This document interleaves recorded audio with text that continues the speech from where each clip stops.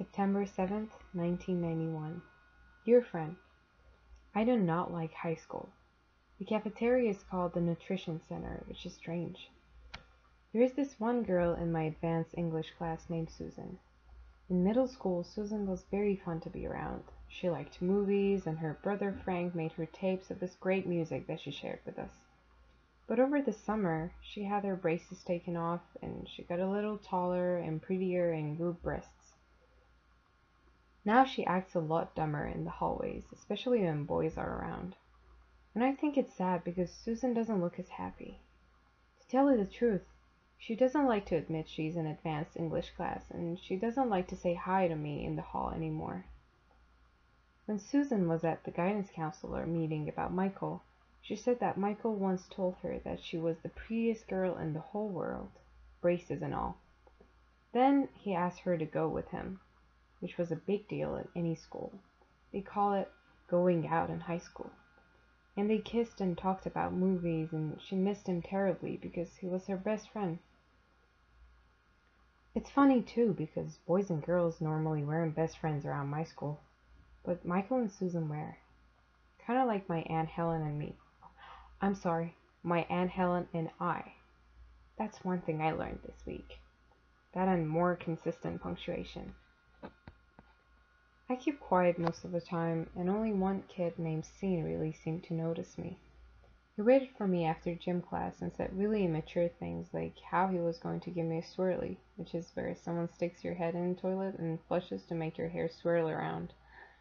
He seemed pretty unhappy as well, and I told him so. Then he got mad and started hitting me, and I just did the things my brother taught me to do. My brother is a very good fighter. Go for the knees, throat, and eyes. And I did, and I really hurt Scene. And then I started crying, and my sister had to leave for senior honors class and drive me home. I got called to Mr. Small's office, but I didn't get suspended or anything because a kid told Mr. Small the truth about the fight. Scene started it. It was self-defense. And it was. I just don't understand why Scene wanted to hurt me. I didn't do anything to him. I'm very small, that's true. But I guess Scene didn't know I could fight. The truth is, I could have hurt him a lot worse, and maybe I should have. I thought I might have to, if he came after the kid who told Mr. Small the truth, but Scene never did go after him, so everything was forgotten. Some kids look at me strange in the hallways because I don't decorate my locker, and I'm the one who beat up Scene and couldn't stop crying after he did it. I guess I'm pretty emotional. It's been very lonely because my sister is busy being the oldest one in our family. My brother is busy being a football player at Penn State. After the training camp, his coach said that he was second string and that when he starts learning the system, he will be first string. My dad really hopes he will make it to the pros and play for the Steelers. My mom is just glad he gets to go to the college for free because my sister doesn't play football, and there wouldn't be enough money to send both of them. That's why she wants me to keep working hard so I'll get an academic scholarship. So that's what I'm doing until I meet a friend here.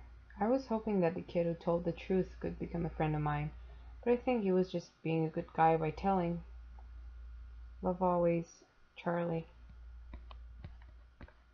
September 11th, 1991. Dear friend, I don't have a lot of time because my advanced English teacher assigned us a book to read, and I like to read books twice. Incidentally, the book is To Kill a Mockingbird. If you haven't read it, I think you should because it is very interesting. The teacher has assigned us a few chapters at a time, but I do not like to read books like that. I'm halfway through the first time. Anyway, the reason I am writing to you is because I saw my brother on television. I normally don't like sports too much, but this was a special occasion. My mother started crying and my father put his arm around her shoulder, and my sister smiled, which is funny because my brother and sister always fight when he's around. But my older brother was on television, and so far it's been the highlight of my 2 weeks in high school. I miss him terribly, which is strange because we never really talked much when he was here. We still don't talk, to be honest. I would tell you his position, but like I said, I would like to be anonymous to you. I hope you understand. Love always, Charlie. September 16th, 1991. Dear friend, I have finished To Kill a Mockingbird. It is now my favorite book of all time, but then again, I always think that until I read another book. My advanced English teacher asked me to call him Bill when we were not in class, and he gave me another book to read. He says that I have a great skill at reading and understanding language, and he wanted me to write an essay about To Kill a Mockingbird. I mentioned this to my mom, and she asked why Bill didn't recommend that I just take a sophomore or junior English class, and I told her that Bill said that these were basically the same classes with more complicated books, and that it wouldn't help me. My mom said that she wasn't sure and would talk to him during open house. Then she asked me to help her by washing the dishes, which I did. Honestly, I don't like doing dishes. I like eating with my fingers and off napkins, but my sister says that doing so is bad for the environment. She's a part of the Earth Day Club here in high school, and that is where she meets the boys. They're all very nice to her, and I don't really understand why, except maybe the fact that she's pretty. She really is mean to these boys. One boy has it particularly hard. I won't tell you his name, but I will tell you all about him. He has very nice brown hair, and he wears it long with a ponytail. I think he will regret this when he looks back on his life. He is always making mixtapes for my sister with very specific themes. One was called Autumn Leaves. He included many songs by the Smiths. He even hand-colored the cover. After the movie he rented was over and he left, my sister gave me the tape. Do you want this, Charlie? I took the tape, but I felt weird about it because he had made it for her. But I listened to it and loved it very much. Here's one song called Asleep that I would like you to listen to. I told my sister about it, and a week later she thanked me because when this boy asked her about the tape, she said exactly what I said about the song Asleep, and this boy was very moved by how much it meant to her. I hope this means I will be good at dating when the time comes. I should stick to the subject though. That is what my teacher Bill tells me to do because I write kind of the way I talk. I think that is why he wants me to write that essay about To Kill a Mockingbird. This boy who likes my sister is always respectful to my parents. My mom likes him very much because of this. My dad thinks he's soft. I think that's why my sister does what she does to him. This one night she was saying very mean things about how he didn't stand up to the class bully when he was 15 or something like that. To tell you the truth, I was just watching the movie he had rented, so I wasn't paying very close attention to their fight. They fight all the time, so I figured that the movie was at least something different, which it wasn't because it was a sequel. Anyway, after she leaned into him for about 4 movie scenes, which I guess is about 10 minutes or so, he started crying very hard. Then I turned around and my sister pointed at me. You see, even Charlie stood up to his bully, you see? And this guy got really red-faced, and he looked at me. Then he looked at her. And he wound up and hit her hard across the face. I mean hard. I just froze because I couldn't believe he did it. It was not like him at all to hit anybody.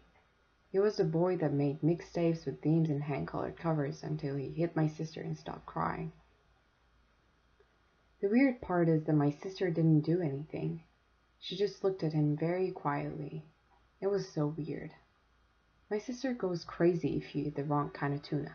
But here was this guy hitting her and she didn't say anything. She just got soft and nice. And she asked me to leave, which I did. After the boy left, she said that they were going out and not to tell mom or dad what happened. I guess he stood up to his bully, and I guess that makes sense. That weekend, my sister spent a lot of time with this boy, and they laughed a lot more than they usually did. On Friday night, I was reading my new book, but my brain got tired, so I decided to watch some television instead. And I opened the door to the basement, and my sister and this boy were naked. He was on top of her, and her legs were draped over either side of the couch, and she screamed at me in a whisper, "Get out, you pervert!" So I left. The next day, we all watched my brother play football, and my sister invited this boy over. I'm not sure when he left the previous night. They held hands and acted like everything was happy. And this boy said something about how the football team hasn't been the same since my brother graduated, and my dad thanked him. And when the boy left, my dad said that this boy was becoming a fine young man who could carry himself.